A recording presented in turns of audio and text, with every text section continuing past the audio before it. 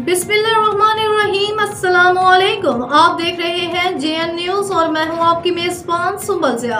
Bulletin का बाकायदा आगाज करते हैं और शामिल करते हैं अब तक की अहम तरीन खबरें। फूलनगर से हमारे नुमाइंदे चौधरी हबीबुल्लाह की रिपोर्ट के मुताबिक DPO कसूर तारिक अजीज संधू ने पतंगबाजी न करने और पुलिस का भरपूर साथ देने पर कसूर के अवाम का शुक्रिया अदा किया। DPO कसूर ने मजीद क्या कहा, देखते हैं इस रिपोर्ट में।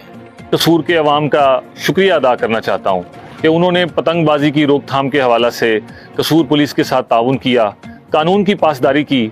और आज आप देख सकते हैं कि एक ज़माना में कसूर की वो आसमान की छत जो कि हर दफ़ा पतंगों से भरी होती थी, आज आपके ताउन की वजह से यहाँ पर कोई पतंग नज़र नहीं आ रही। कहीं पर भी शहर में डोर और गुडी फ़रोख्त नहीं हो रही। मैं इसके लिए कसूर के तमाम शहरियों का मशकूर हूँ।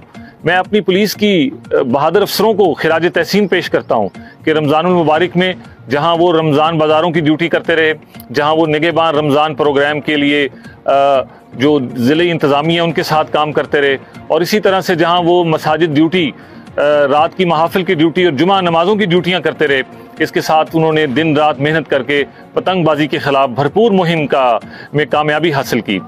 आज 27 के दिन, 27 रमज़ान मुबारक के दिन मैं ये बड़े फ़ख्र से बता सकता हूँ कि गुज़श्ता 3 माह के अंदर कसूर पुलिस ने 450 से ज़ायद पतंग फरोशों के ख़िलाफ़, पतंगबाजों के ख़िलाफ़ पर्चे दिए हैं। हमने 5,500 से ज़ायद पतंगें और इसी तरह की डोरों को पकड़ा।